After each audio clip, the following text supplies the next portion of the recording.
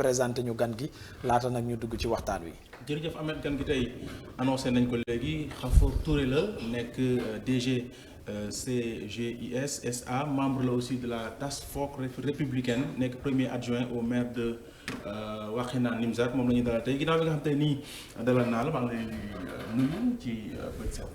maa lay fay bu baax yoon di am mbégte teew fii nekk sa gan di nuyu internet yu Seneweb yëpp yi nga xam ni ñi déglu di nuyu Ndoye ak soxna yi ma fekk si plateau bi yëpp di leen souhaiter bonne journée.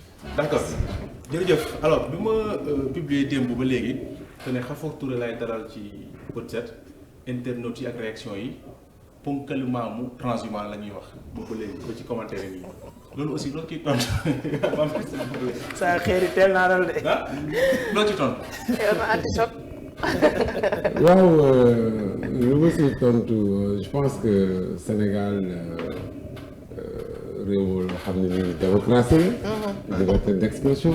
liberté d'opinion. ku nekk lu la neex nga wax. d'accord. alors booy wax si nit da ngay xam ki mu doon. xam carrière am xam parcours am.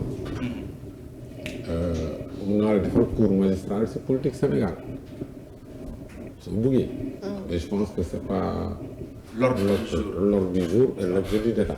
Effectivement. Voilà, comme question personnelle nga commencé. waaw. je pense que moi ça fait 25 ans que je fais la politique. Macha Allah. D'accord. J'ai commencé la politique au lycée Limamoulaye. D'accord. En étant xanaa élève. D'accord. Dans un contexte parce que jeunes yi il faut ñu xam lu bari ñun dañu am militantisme jeune dans les années 90. waaw. télé amul woon rajo amul woon parce que Sud FM mu fi njëkk Walfadjri moo stop 99. privé amul woon quoi nga bëgg a wax. à part RTS. rajo privé wala télé privé amul woon. D'accord. bu ñu la jàppoon police wala gendarmerie mun nga fa toog ñaari fan ñetti fan kenn du la xam. parce que boobu il fallait être extrêmement courageux. Et vous l'étiez. Dans le mouvement politique, nous avons mené les conquêtes démocratiques contre le régime socialiste 94 ba 2000. En menant les conquêtes à l'université. Dans le mouvement étudiant.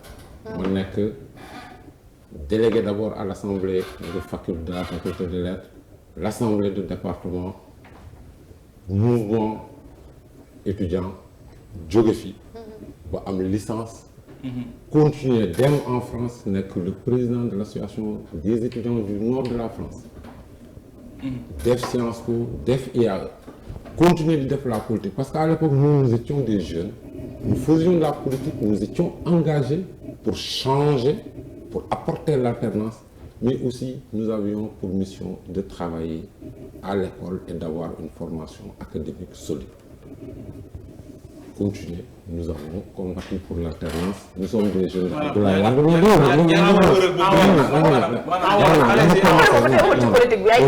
Parce que tu as commencé par une introduction personnelle. D'accord. wax dëgg yàlla ba ñu brique ak xeer sànni ko ba pare ngeen du ut andi non, allez-y voilà, c'est important. Parce que c'est important. La politique sénégalaise, c'est quoi? Moi, j'ai commencé au PDS, j'ai fait toutes mes armes au PDS. Élève, étudiant, responsable national des jeunes. Nekk un directeur général à 30 ans. J'étais pendant 7 ans directeur général de l'Agence nationale pour l'emploi des jeunes. Et là, il faut être Abdoulaye Wade pour faire confiance à des jeunes comme ça. Def Aliou Sow ministre à 28 ans, def ma DG à 30 ans, def d'autres des députés à cet âge-là. PDS am histoire. ñu ànd ak PDS de 2012. PDS daal. Évidemment, Macky Sall, qui est président de la République aujourd'hui, qui est président fondateur de l'APR, a une histoire de 19 ans avec le PDS. ba 2008 mu am une crise. ñun muy man muy Aliou Sow muy ñeneen ak ñeneen certains jeunes ñoom Abdou Mbow ñu nekk APR. Parce que la préhistoire de l'APR c'est dans le PDS. Il y a des combats dans le PDS parce que xale yi xamuñu politique dañuy wax politique. ni APR ak li am politique sax Sénégal waaw dëgg la ñu expliqué leen ñu wax politique Sénégal logique la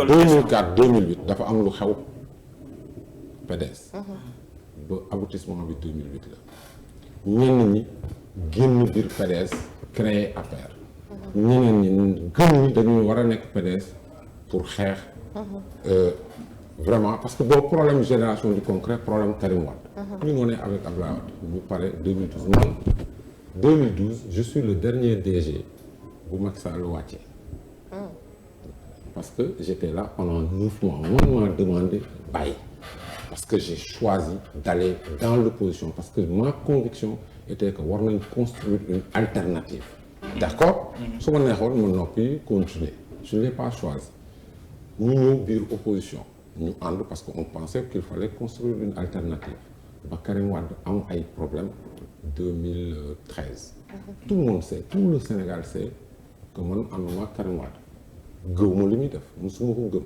nekk nañ pouvoir mu nekk tout puissant di def ministre di joxe xaw ma bureau xaw ma këram musuma lekk dërëmam bi mu amee problème parce que ñun nous sommes d'authentiques politiques ànduñu woon ak moom ci pouvoir li mu doon def gëmuñu ko ñi ko doon gëmloo ni mën na wutu Abdoulaye Wade wala mën na nekk dara ci réew mi gëmuñu woon loolu parce que gëmu nañu loolu day yàq PDS mais bi mu nekkee ci tolof tolof ñu ngi leen gis ñu taxawal ko loolu bett ko moom man ak moom suñu premier jotaay ci biir kaso la parce que daf ma gis maître Seydou Diagne mu ngi dund mu wax ko ni daf ma bëgg a gis kooku jox ma permis de visite ma dem seeti ko après 6 mois mu nekk prison parce que ñu xeexal ko sur des questions de principe maintenant bi ñu ko xeexalee ba mu génn kaso ñun nous sommes des hommes politiques je te dis ça fait 25 ans que je fais la politique gëw ma ko ànduma ak moom PDS moom mooy héritier bi naturellement nous on a combattu à l'intérieur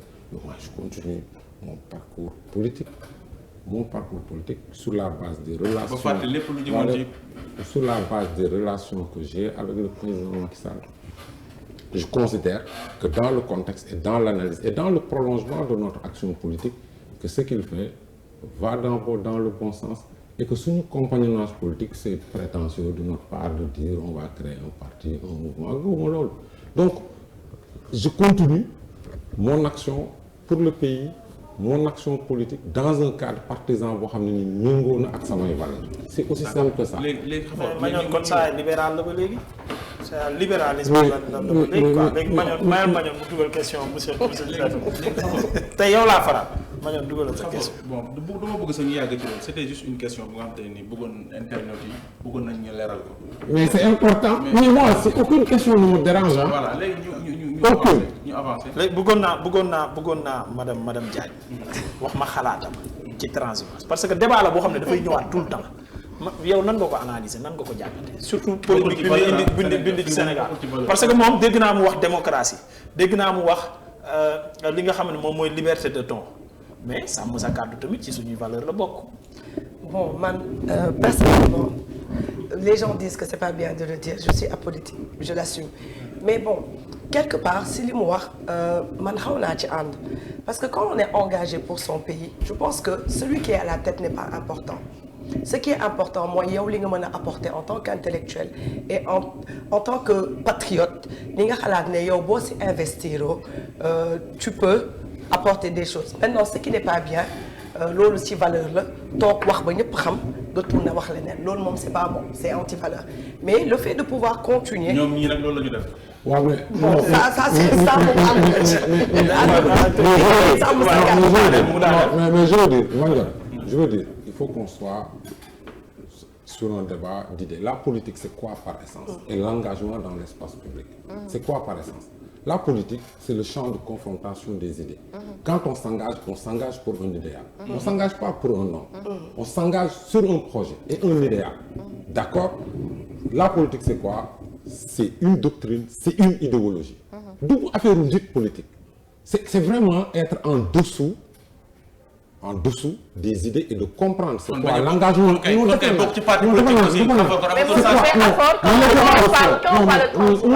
On s'écoute peu, on s'écoute.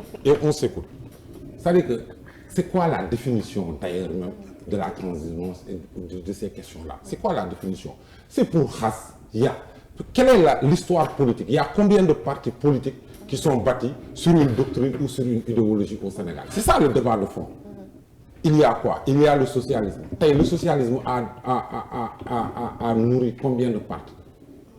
Il y a le libéralisme. Le père fondateur du libéralisme, c'est qui? C'est Abdoulaye Wade. Il a généré combien de partis? Il y a une quarantaine de partis qui sont issus du Parti libéral. Et c'est l'éclat des libéraux, soit de international libéral. Tu trouveras l'APR, le PDS, le Rewmi, le LDR-ISL, le parti de Aliou Sow, le tel. Alors, maintenant, au Sénégal, on ne fait pas la politique aujourd'hui, telle affaire tellement jaxasoo, parce qu'on n'est pas dans l'analyse, dans la profondeur de l'analyse, on est dans la superficialité, dans les attaques personnelles qui transitent. Toi, aujourd'hui, Khalifa Sall, il n'a pas élu Macky Sall en 2012. Khalifa Sall n'a pas élu Macky Sall en 2012. Barthélémy Dias n'a pas élu Macky Sall en 2012. Ils n'ont pas été avec Macky Sall de 2012 à 2015-2016. Parce qu'ils sont de l'autre côté, ils sont blancs. Est-ce que quand ils sont dans une alliance socialo-libérale, comment on le traite? Quand les gens qui ont la même doctrine politique, qui ont la même idéologie politique, c'est le Sénégal, c'est le seul pays où tu as des libéraux au pouvoir, tu as des libéraux dans l'opposition. Ça n'existe dans aucun pays au monde. Quand on crée un parti politique, on le crée pourquoi? Parce qu'un parti politique, c'est une association. C'est un parti politique, ce n'est pas une affaire. Moi, j'ai adhéré au PDS parce que je croyais en l'idéal d'Abdoulaye Wade, de l'idéal d'un changement en profondeur de notre système, de favoriser l'ascenseur social. On ne fait pas la politique pour le soir nous autres. Je n'ai pas adhéré au PDS, encore une fois, mon très cher, et pour tous les Sénégalais, je n'ai jamais adhéré au PDS pour travailler, pour qu'après, pendant 25 ans de combat, en ayant la formation requise, en faisant les grandes écoles requises, xam sam bopp, xam qui me donne, pour que demain, qu'on me dise, oui, c'est mon fils qui va me remplacer, qui va être derrière moi.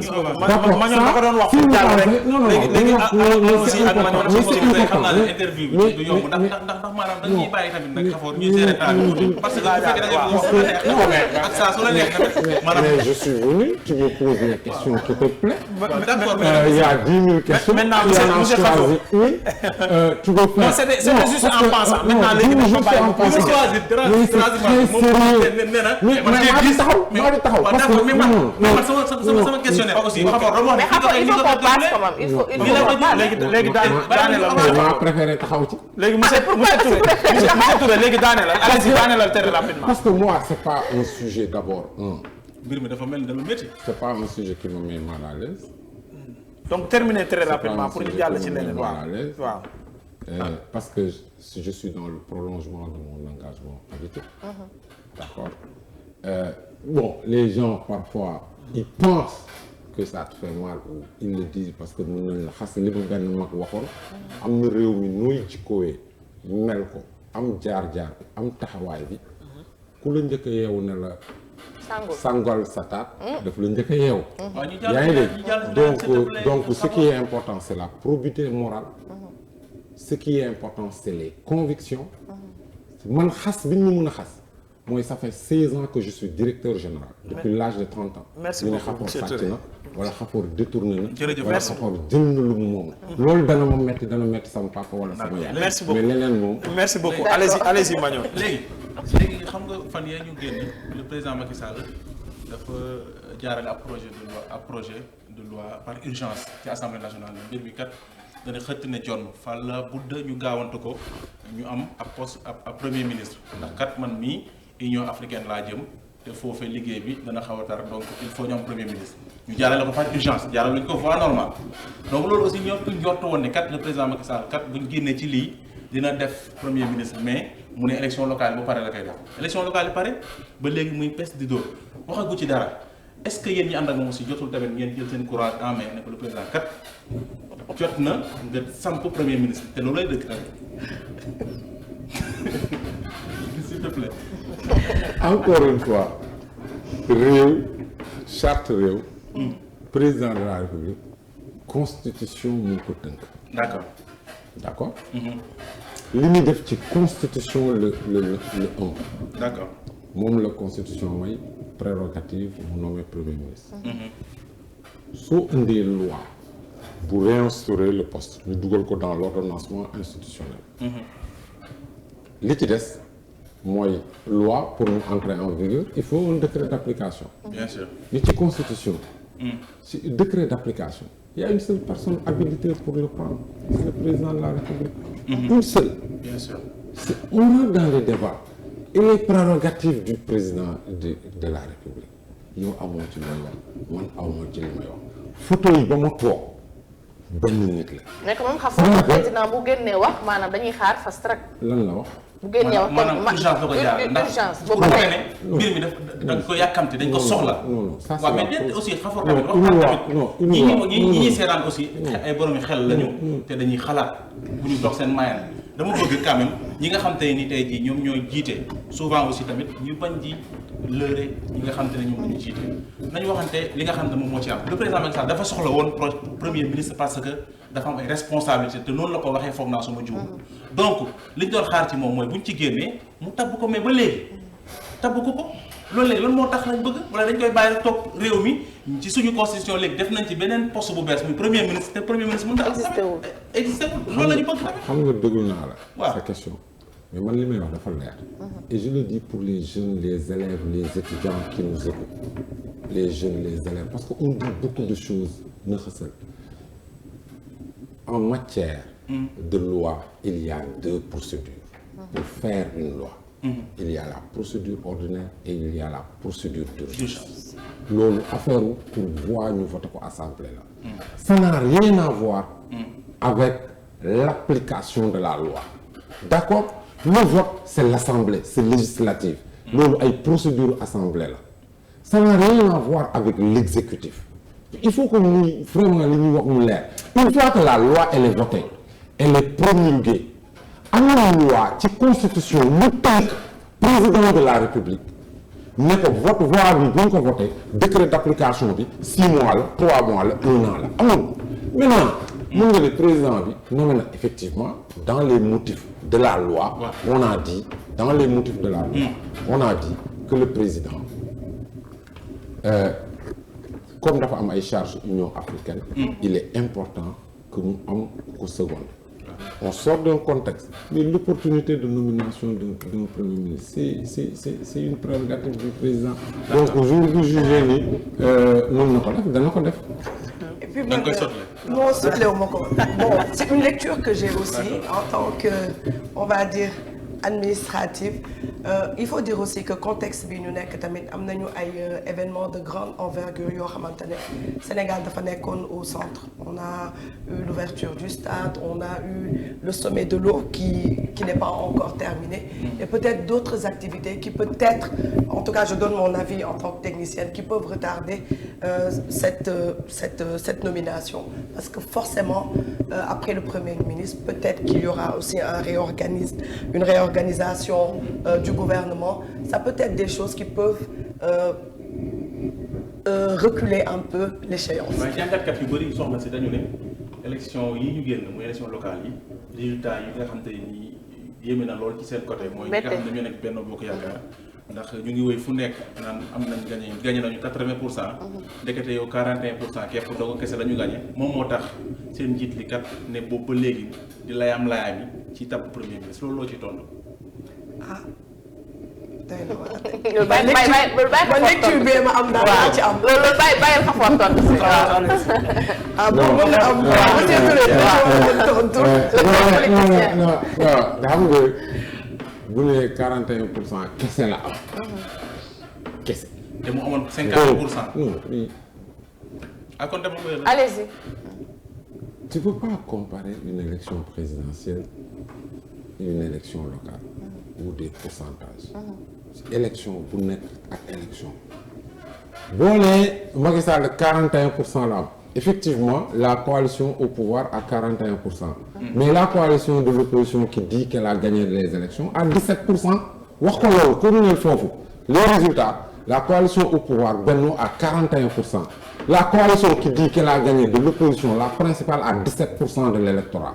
da ngay yegg foofu dans l'analyse non dafa naan rek waa déglu ñu wax dama wax pour mu leer élection yi lan la génne au niveau national la coalition Benno Bokk Yaakaar a 1,600,000 voix boo bëggee mu précis 1,583,000 voix vérifiez la coalition Yewwi a 700,000 voix ka am 700,000 voix nee na moo gagné élection yi soo ko rapporté au suffrage la coalition Wallu moo ci topp am 300 et quelques mille voix ba buntu bi topp si am 300 et quelques mille voix waaw et toutes les listes parallèles encore que si je te poursuis dans cette analyse de pourcentage avec les listes parallèles tu les corrèles on est dans les 60% parce que la principale coalition de l'opposition a 17%.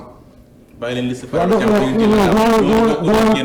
la topp ci logique bi ngay wax rek dama lay topp c'est-à-dire que au Sénégal on est dans des analyses superficielles on n'est pas dans la précision et loolu mooy tromper ñu bari mooy tromper d'ailleurs l'opposition dans ses analyses soo ko rapporté en termes de collectivité locale encore parce qu'on va dire oui ñii gagné nañ Dakar Ziguinchor mais dama la commencé ne la au niveau national c'est 1,500,000 contre 700,000 kii am na 460 collectivités locales kii am 81 je ne peux pas justifier cela soo ko rapporté woon à l'élection législative il n'y a pas photo encore que l'élection législative est une autre élection parce que par essence tu ne peux pas comparer une élection locale et une élection législative parce que par essence une élection législative est une élection nationale une élection présidentielle est une élection nationale donc nit ñi dañuy démarrer dem yeneen élection qui demande une autre stratégie une autre type de participation les Sénégalais sont juges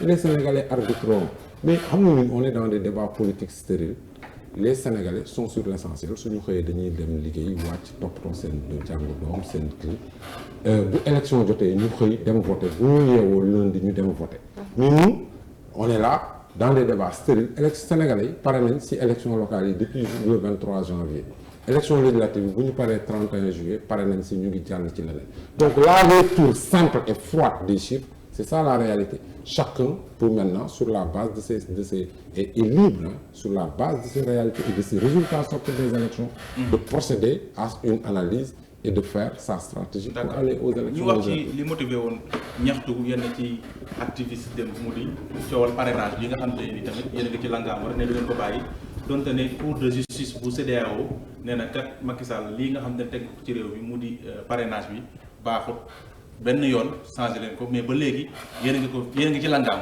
loolu aussi ci lan la bokk jaay doole la wala élection yi nga xam te ci la ñu génn tamit moom mooy wane ba tey li ngeen fexe laaj ci woowu nga xam mu leen koo jaaree la ba tey. c'est que d'abord ta question n'est pas précise. ah déet ma leeraat ko wala dama la déglu. ma leeraat ko est-ce que danga ma liiral l'arrêt de la CEDEAO. cour de justice bu CEDEAO. est-ce que arrêt bi nga ma liiral. lan laa liiral. non li ma la wax nii am na wala. nga tënk waaw est-ce que liir nga arrêt bi. liiral yow mi ko liir liiwal ñu ko faram-fàcceel ñu ko. La CEDEAO n'a jamais remis en question le principe du parrainage. Effectivement, je suis d'accord avec toi. D'accord? Parce que la question du principe du parrainage est une question de souveraineté. D'accord? La CEDEAO a dit que sur les modalités du parrainage, dafay enjoindre l'État du Sénégal à revoir les modalités. Donc, il faut qu'on soit clair. xam nga dañuy wax jaxase le Sénégal expérimente un processus je ne vais pas aussi faire un cours magistral sur l'histoire du parrainage on parle comme si Macky Sall moo indi parrainage Sénégal parrainage existe depuis 1963 Senghor moo ko fi indi pour être candidat à l'élection présidentielle en 1963 da ngay am 50 parrains dont 10 députés 50 parrains te boobu parti unique la donc loolu mooy kenn mënu nekk candidat Abdoulaye bu mu créé PDS di ko xeex ñu dindi ko loolu ñu dindi parrainage ba ñu delloosiwaat ko 1992 bi ñu ko delloosee 1992 ñu ne affaire parrainage affaire kii kese la concerné indépendant yi concerné wul parti politique. mu indi coow ñoom Youssou Ndour moo tax nekkuñu candidat 2012. ñu ngi koy fàttaliku ak ñoom Kéba Kende. bi ñu def référendum bi 2016 ñu ne Sénégal mu ngi am 300 partis il faut qu'on rationalise le système partisan parce que Sénégal mooy réew moo xam ne nii ku jóg ne dama bëgg a nekk président. gis nañ 300 partis pour booy dem élection 10 15 20 partis ñooy dem élection donc il faut rationaliser donc c'est dans cet esprit de rationalisation que Macky Sall a introduit ce qu'on appelle le parrainage citoyen ñu ne peut-être formule bi gën indi nañ pour réguler rationaliser la question de la caution indi caution bi 2000 caution bi 6 millions la woon am nañ 13 candidats Abdoulaye bi yóbbu ko 2007 25 millions gis ngeen coow li mu indi ñu ne dañu di bëgg a def démocratie censitaire ñu jël 2012 indi ko 65 millions mu indi fi coow lu bari ci élection parce que dañu ne ku amul xaalis mënuloo dem élection donc quelle est la meilleure formule ñu ne donc la démocratie par essence c'est le pouvoir l'exercice du pouvoir par le peuple par ses représentants nu ñu dugal parrainage citoyen ko képp koo xam ne bëgg nga nekk candidat na nga dem peuple bi parrainé la ñu jël yóbbu ko def ko 65 000 parrain muy 1% parce que le fichier électoral c'est 6 millions 500 bi ñu ko defee CEDEAO loolu la wax ci modalité yi est-ce que le barème n'est pas élevé est-ce que nit ñi utee parrain yi est-ce que le système de contrôle est-ce que donc l'État du Sénégal n'a qu'à convoquer des concertations pour ñu revoir les modalités. waaye defoo leen ko nee na lànk ne du ngeen ko def.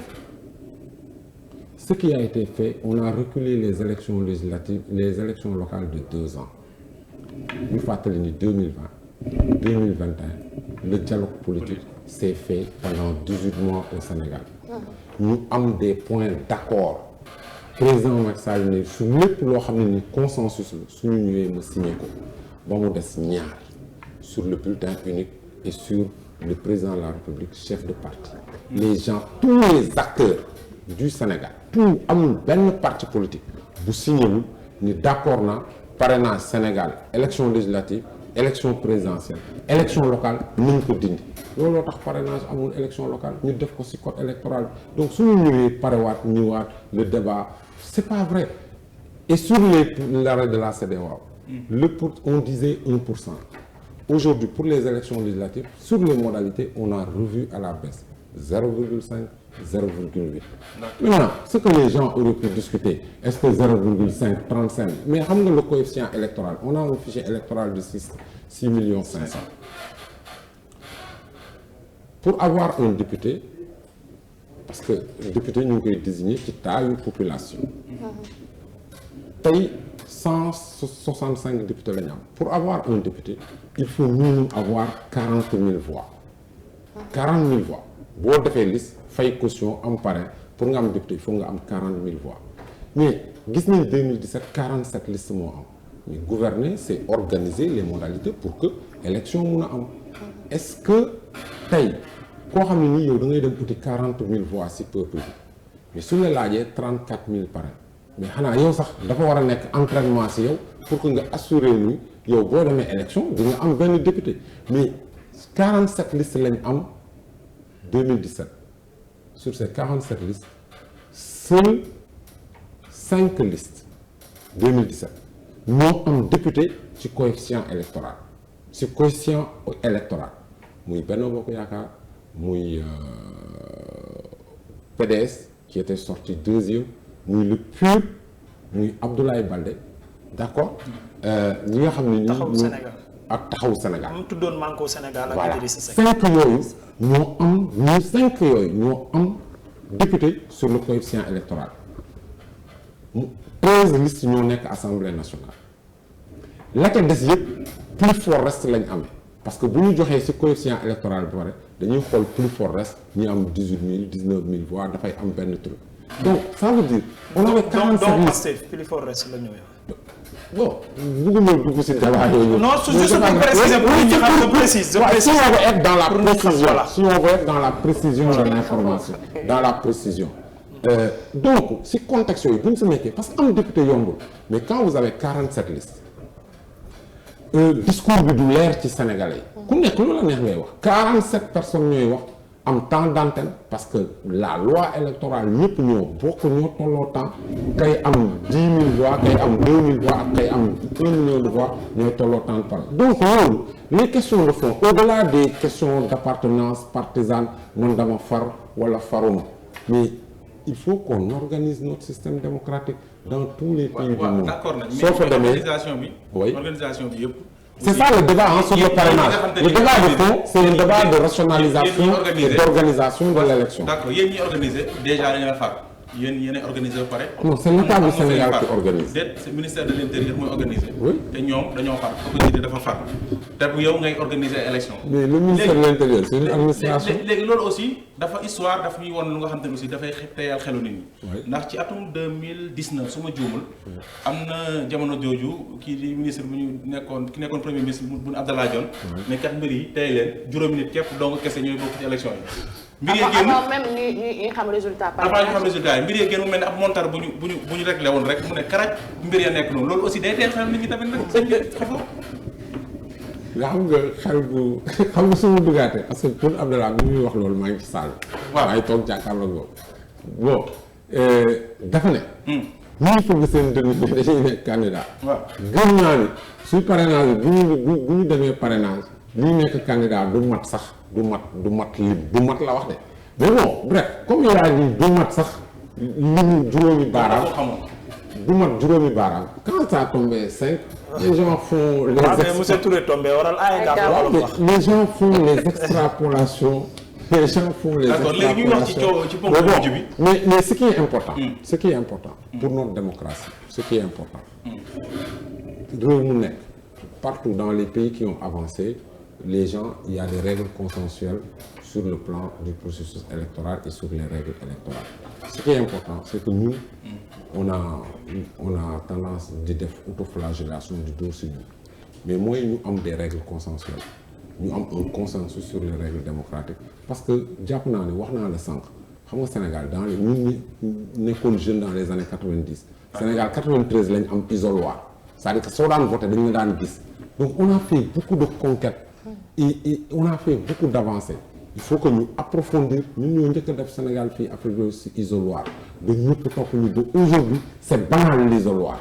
donc noonu la ñu war a continuer avancer en améliorant notre système démocratique et que vraiment ñu am parce que il faut qu'on garde notre stabilité parce que c'est notre principale richesse moo tax tous ceux qui prennent la parole publique ils ont le devoir de responsabilité parce que il dépend de l'avenir de notre République parce que li ma doon benn part doon wax démb yéen politique yi wala yéen journalistes yi mun ngeen fi nekk di wax ay mais gis nga mbir mi bis bu tàkkee du principalement ñun ñoo ko yëg mais c'est les populations qui vont pâtir parce que am na koo xam ne nii 3000 lay dundee wala 5000 lay dundee kooku jàmm ak salaam moo ko wax suba ba ngoon ci biir réew mi pour mu dem ut ko pour mu dundal donc quand on parle de ces questions là c'est des questions de gouvernance des citoyens et c'est extrêmement important et que la responsabilité dans notre discours et dans ce que nous faisons mais ñu waxtaanee lépp ba nga xam ne nii on a des règles consensuelles démocratie pour dem élection gagné nañ la nga dem defaru et notre système démocratique a prouvé que Abdoulaye Wade fallu na fi nit ñi xëy dem liggéey Macky Sall fallu na fi nit ñi xëy dem liggéey te loolu la histoire du Sénégal war a continuer parce que les vrais enjeux ne sont pas sur les questions électorales mais ce sont sur les questions de développement. d'accord xam nga alors ginnaaw ay weer yu nga xam te nii dañoo mel ni ñu xaw a fàtte yoon wi jamono jii kat gis nañu ne machine judiciaire bi activé waat nañ ko ci dossier yu bëree bëri nga xam ne ñu doon laajte mu leer coowal Adji Sarr Ousmane Sonko dégg naa la ci télé nga ciy wax mel ne yaa fekk woon li la fa xewoon ngay mel ne yaa fekk woon la fa xewoon dem ba naan sax Ousmane Sonko waxul dëgg ci lim ne sax ñaari weer nga ni signé wul lu ni mel xafoor fa yan preuve nga ci am. il faut nga retirer cette question bi. parce que waxuma comme ma fekkee au contraire c'est l'exact contraire que j'ai dit. moo tax ma bëgg a xam ndax loolu nga wax nii. yan preuve nga ci am kon da nga wax pour moi c'est l'exact contraire de ce que tu as dit. d'accord léegi yow yan preuve nga ci am Ousmane c'est que Sonko non dafa ne tu m'as posé deux choses da nga ma wax loolu ni dama wax ci beneen télé loo xam ne ni dafa mel ni dama fekkee. ce que j'ai dit est clair et je te le répète ici. naa fekk weesuwul nga ni Sweet Beauté la fa xew xam naa ko. personne ne sait. Il y a que les deux concernés et Dieu ñoo xam.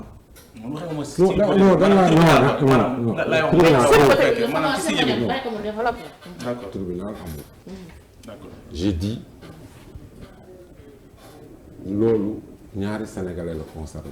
d'accord benn sénégalais moo jóge këram guddi couvre-feu benn sénégalais amul droit dox ci mbedd. mu taal otoom 21 heures àndul ak kenn àndul chauffeur àndul garde corps moom ak yàlla ñu jóg dem ci bërëb gisante fa ak nit ñoom ñaar ak yàlla ñu xëy ni am ku jiiñ keneen dama ne à part ñaar ñooñu ak yàlla kenn xamul lu fa xew ay citoyen la ñoo tolloo ci justice ku mën a àtte loolu ki nga xam ne ni tànn nañ ko ñun ñëpp suñu institution leen ñoo ñu mën a àtte loolu donc nañ leen bàyyi sereinement ñu def l'exercice de la justice fa loolu laa wax fa laa yem loolu laay wax depuis daaw moom laa wax tey moom laa continuer di wax. léegi foo teg ni Ousmane Sonko maanaam li mu wax ni demul signé yi ñaari weer yi ñu weesu yëpp du dëgg. loolu beneen question la. bokkul ak beneen question. waaw d'accord les questions yi ma la laaj nii ma la laaj. mais fu ma ko teg xam ko c'est-à-dire que xam nga des questions simples parce que pour moi tout ça c'est des détails c'est-à-dire que nit ku nekk booy jël la parole publique li ngay wax na nekk dëgg.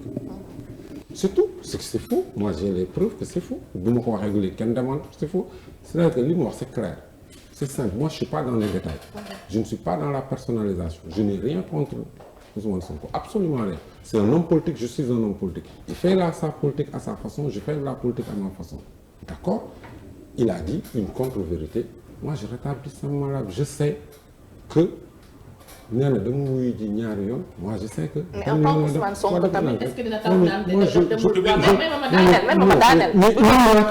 moi je te dis que benn yoon la demul te dafa ut certificat médical ay avocats mu yóbbu ko présenter. léegi am na solo la leer. mais xafoon na da ngay tontu nag. waaw mais il n'a qu'à démentir ou ses avocats. c'est tout léegi bu weesoo loolu aussi. jëm débat. bu weesoo loolu gis naa la aussi. wax naa leneen ngay fàttaliku kàddu yi nga xam te ni moom yëkkati na ko ci diggante jokkalanteem ak juge bi nga xam te ñu ngi koy ñaanal suuf woyof ci moom muy Samba Sall.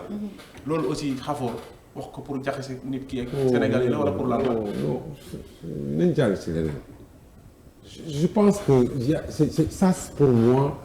waaw mais yaa ko wax en direct ouvertement comme ça ne loolu maanaam yow yaa ko dénoncé. man laaj la si nga ne. non on m'a posé c'était un débat je pense que aujourd'hui il faut qu'on avance moi vraiment perdre du temps sur ku jël conférence de presse am nekk dans une stratégie de com. je veux dire je peux le redire je peux le redire en tout cas man dañ ma yar ci école politique jàpp naa ni wormawu moralement koo xam ne nii nekkatul àdduna la ngeen waxante ci bureau yàlla yow ak ñoom ak yàlla nekkatu fi mais fu mu nekk pour weddi ne loolu amul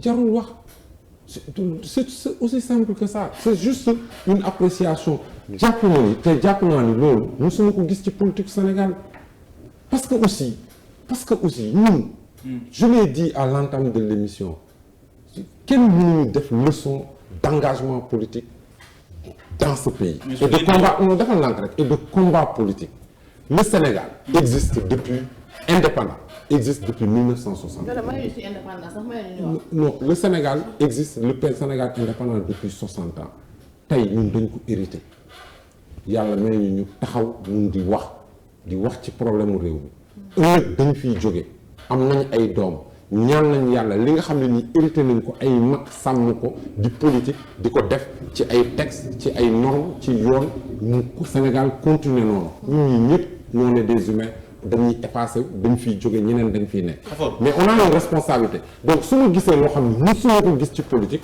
dama koy wax. d'accord léegi une dernière c'est aussi simple que ça est-ce que rafet na pour yow nit koo xam ne ni nekkatu fi parce que Sénégal ñun institution yi te li ma wax peut-être Ousmane ñaan na yàlla nekk président ëllëg su ko Sénégalais yi namee ci moom ku ko bëgg ak ku ko bëggul day nekk d'accord mais bu nekkee yow yaa jiite justice bi ci yow lañ dépendre yaa leen di défendre parce que loolu mooy sa rôle ak sa mission mais donc boo nekkee ci beneen position bi aussi respecte leen d'accord léegi parce que autrement demain dañuy yow jurisprudence ngay nekk pour que ñuy jeter ci discrédit de la justice te justice bi jour bi ñu jeter discrédit quand même c'est le ni ñu koy jàngalee c'est le pilier le garant de l'équilibre social te loolu bu dañuy réew mi tas tas na bu ñu caaxaanee loo xam ne kenn waru ko caaxaanee nous sommes 17 millions et ça on le dit oui parce que tu es là oui, c'est pas ça. Moi ce que je dis justice sénégalaise. Non il faut lire les discours et les actes. et je pense que. bu dee daa rek di bëgg a faagaagal ngeen ànd ci ngemb Adji Sarr ak ñu ne. loolu c'est une question d'appréciation personnelle. loolu c'est une question d'appréciation personnelle. mais moi je parle de principe. soo demee faculté de droit étudiants yi première année dañ leen di jàngal les principes généraux de la justice. jàng na ko dafa am loo xam ne nii lañ lay jàngal fondamentalement loo xam ne nii concerné wu la yow say intérêt li nga bëgg ak li nga bëggul dafa concerner l'équilibre la société. yow boo nekkee dans la société qu'est-ce que la définition de la société même terminale dañ la koy jàngal. c'est un ensemble de règles yoo xam ne ni volontairement dañ si souscrire loolu moo ñu dépassé man le moi wala le ça li nga xam ne nii mooy sa conscience da lay contenir parce que li nga def sa biir néeg li nga def si mbedd bi ak li nga def ci biir kër warul bokk te loolu parce que ñëpp a ko bokk c'est pas parce que man maa ngi fi su ma neexoon lu ma neex ma wax la lu ma neex mais non parce que du réew mi lu la neex nga wax. néewuñ nag lu la neex nga wax kii wu moral nag néewuñ ci kii moral. ah on a commencé c'est première question non mais. léegi xam nga question bu mujj bi président Macky Sall mi nga xam te ne nii mu ngi fi di xëccoo ay forum xam nga ne jamono ji ñu ngi ci forum bi nga xam te ne nii ñu ngi jagleel wàllum ndox ñu bëri jàpp ne mu ngi koy xëccoo Barthélémy Dias te ñi nga xam te ne bàyyi ko nañ fu nekk ci àdduna bi aussi la ñu bëggoon a gis xar kanam bu Sénégal bu booloo waaye ñii di amal forum fële ca Diamniadio ñii di ko amal fi ci Dakar aussi xamoo loolu tamit ñaaw na de. ndox mi lañ mujjee tilimal daal. ñaaw na ci gàttal waaw ndox mi lañ mujjee tilimal. xam nga bon moi je dis très sincèrement malheureusement xam nga président mënul xëccoog Barth qui est par ailleurs un ami. li mu def nii loolu dafa nànk rek j'arrive à ça. c'est dommage. pour quand même notre pays notre démocratie loolu mënul yàq dara xëccoo amu fii mais tu sais quand on dit forum mondial. c'est que dañuy fooyee ay mbir yu am solo. 5000 étrangers 5000. pendant une semaine dans notre pays xam nga lan mooy impact bi suñu économie. moi j'étais en séminaire le week-end dernier à Saly. est-ce que tu sais que les hôtels du Sénégal non defal nang bi wax mi defal nang les hôtels du Sénégal sont pleins pendant une semaine. des devises rentrent dans notre pays. Nos restaurants sont pleins. Notre tourisme marche pendant une semaine. C'est des milliards pour notre économie. loo xam ne bitim réew lay ñëw ça c'est xam nga les conférences internationales c'est une économie. Quand on développe à Diamniadio toutes les infrastructures c'est pour développer l'économie l'industrie des séminaires et des conférences internationales. Forum mondial adduna yëpp ñëw di waxtaanee question ndox ñu ñuy wax ay affaire yu caaxaan forum bi politique loolu vraiment pour moi jaaxaan la kon maire ville bu Dakar waxuma Barthélémy caaxaan maire ville dama ne par rapport à l'importance du sommet 5000 étrangers dans notre pays le Sénégal qui organise un forum mondial boo xam ne nii ñeenti at ba ñeenti at lay am ñu tànn dans 4 ans lay amaat. ñenn ñu tànn leen ville bu Dakar moo tax ñu tànn leen foofu. ville bu Dakar moo tax ñu tànn leen donc ville bu Dakar bu taxee ñu tànn leen ba pare ngeen di organiser boole woon leen ci loolu aussi dafa xam nga li may wax c'est des détails. c'est vraiment des détails dama ne la forum mondial par essence un forum mondial c'est un protocole bu ñëwee ci réew mi c'est des chefs d'État qui sont là. Bien sûr. Le protocole, c'est quoi? C'est le président de l'institution mondiale. C'est le président de la République. C'est un ou deux chefs d'État. loolu mooy protocole. mais moo tax mu la ay détails ay waxu caaxaan la ñuy wax. c'est des débats qui ne doivent même pas avoir lieu. On a dit forum mondial. Ouverture officielle. La cérémonie officielle. Partout dans le monde boo demee le sommet Nations Unies le maire de New York da nga koy gis mooy def discours introductif c'est d'une absurdité franchement, et on veut en parler. C'est pas sérieux. C'est pas sérieux. jërëjëf Khafor. monsieur Khafor tey sa yaram tàng na nag. comme d'habitude déjà tey sa yaram tàng na. tey sa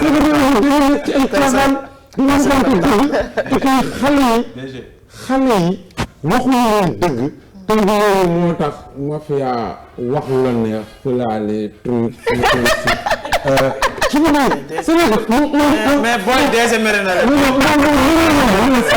ay mafia kañ ay mafia fëlaale ay tous tasar yii. non déjà mere na leen non mais déjà mere na leen. non je veux dire non on est en train moi je fais la politique mais les hommes politiques il est plus facile d'avoir un discours irresponsable, radical, incendiaire. C'est facile.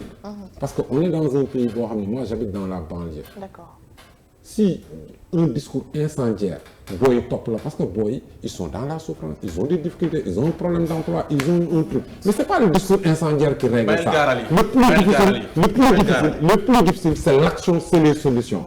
Et ceux qui sont dans l'action et dans les solutions, mais nous, Gaarali. Il parle avec élégance. Il est élégant. Il séduit les internautes. Merci monsieur Touré. Parce que nous sommes une génération. D'accord. Nous sommes de la même génération. Nous avons tous des aspirations, peut-être pour suñuy doom, pour un mieux-être. Parce que nous sommes inquiétudes. Mais nous, war nañ leen bàyyil héritage boo xam ne nii parce que ñun lañu hérité mais si on a les responsabilités mais quand même mais demain ce pays-là va exploser comme le périmètre bu ñu seq mais évitons ça. d'accord monsieur Touré laataa ñuy dem ci anniversaire yi yëkki jotaay bi parce que tey am nañ fi benn anniversaire damay laaj rek madame Diagne suñu ëllëgu réew ak situation bi ni nga déggee monsieur Touré waxee nii ak la plupart sénégalais yi ni ñu gisee déjà point bi nga xam ne wala pàcc wi nga xam ne ci réew su doxul problème dafay bëri muy justice souvent dañ koy joxoñ baaraamu tuur que dafa jéng man sax bokk naa ciy wax ne jéngaayam pouvoir bi la ak souvent opposition bi nga xam ne damaa jàpp ne souvent dañuy manipulation bi dafay bëri yenn saa yi nag askan wi dugg ci nu mu ciy duggee mooy benn madame Diagne am na tur am na dayo moo xam day politique wala politique waaye am na tur que buñ ko tooñee sax nit ñi jóg farle ko parce que am na tur am na ñu ko soob yenn saa yi man mi mu tooñ sax ma nekk ci bas peuple bi su ma mën a waxee nii du ma sañ a dem ci yoon parce que dama naan moo ma ëpp tur su ma demee du mujj fenn ak situation boobu ëllëgu réew mi tiitoo ci. En tant que sénégalaise mère de famille il m'arrive en effet ma toog di ci xalaat lu bëri parce que des fois nga gis ay injustice yoo xamante ne yow sa bopp da ngay jaaxle parce que tamit monsieur Touré wax na ko sànq population bi bu ñu jaaxlee bu ñu tiitee vraiment justice dañu war a retourner mais bu ñu demee ba population bi tamit di ragal justice y a un problème. Y a un problème donc je pense que de ce côté-là peut-être que des efforts doivent être faits mais man au-delà de tout ça am na beneen côté bu ma d'accord ak moom justice boobu buñ ko nasaxalee ñun tamit dinañ ko réccu. dinañ ko réccu parce que dañu nekk ci contexte je dirais même pas africain mais mondial bu nga xamante ne insécurité bi dafa bëri problème yi dafa bëri les tensions frustration yi donc bu ñu demee ba population yi ñeme ñi nga xamante ne ñoo ñu war a aar les Sénégalais ñi nga xamante ne par exemple ñoom la ñu war a parce que tout ñëpp la ñu war a protéger mais ñi nga xamante ne ñu ngi doxal yoon di liggéey li ñu war a liggéey stabilité bi ñu am ñëpp di ñu ko ñee c'est compliqué donc nañu jéem a trouver équilibre certainement tamit justice ñoom it bu ñu nekkee seen biir am na yoo xamante ne mënuñu ko wax ñun tamit niveau bi ñu nekk ñun duñu xam enjeu yi ak li nga xam ne ñoom ñëpp dañ koy sauvegarder ak équilibre bi ñu bëgg a trouver mais ñun ñi nga xam ne peut-être yàlla may nañu ñuy toog ci endroit yoo xam ne dañuy déglu peut-être dinañ am 10 20 ba ay peut-être une centaine de personnes yu ñu déglu nañu am responsabilité di am discours boo xam ne dañuy apaiser bañ a taal dëkk bi parce que buñ ko taalee tamit ñun ñoo koy yëg bon c'est ce que je voulais dire. merci beaucoup madame Diagne maa ngi lay jaajëfal bu baax a baax dañuy ànd ak Thierno Ba dem xooli anniversaire bis bi tey ku ci mel ni Mame Babacar Diop.